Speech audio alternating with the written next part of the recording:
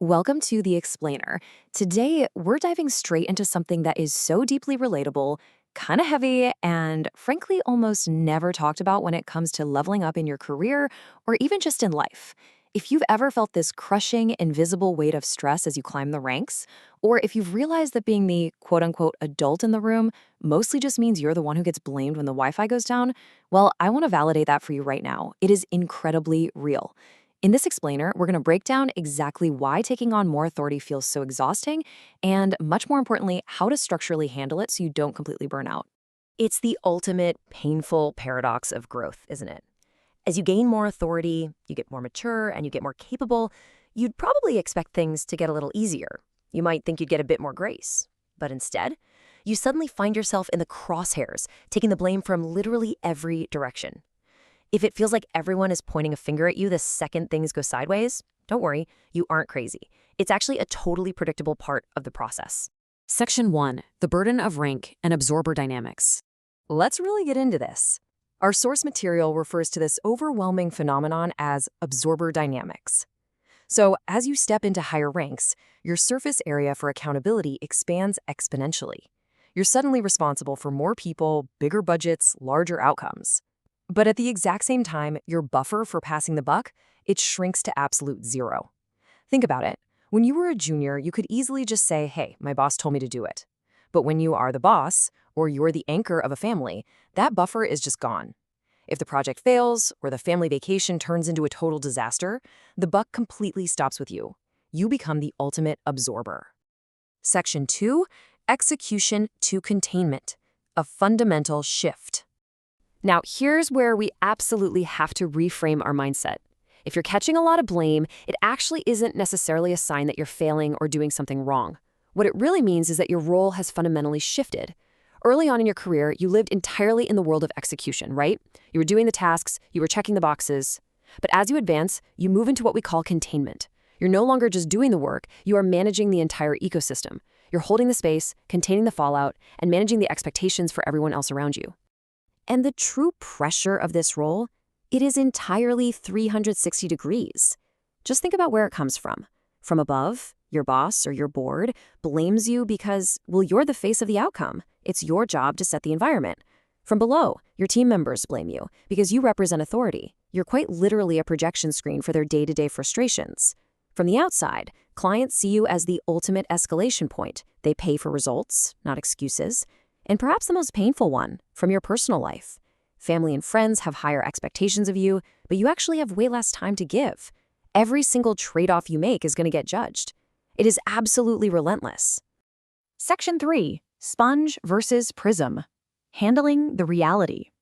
So, this brings us to the absolute core of our explainer today. There are two very distinct ways people handle this massive structural burden.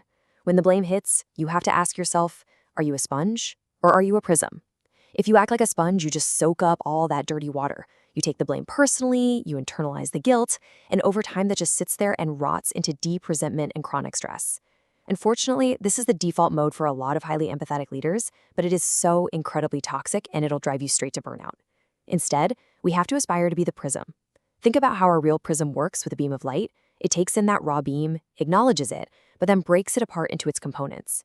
A prism leader acknowledges the blame, filters it, extracts the actionable feedback or the actual reality behind it, and, here's the kicker, leaves the emotional toxin behind. You take the data, you leave the drama. That is the ultimate secret to surviving the higher ranks. Section 4. Processing the noise. 3 quick filters. So how do we actually pull this off and become that prism in the real world? We need to transition from the theory of containment to some actionable mechanics. When all that noise and blame comes flying at you, you've got to run it through 3 specific filters, almost on autopilot.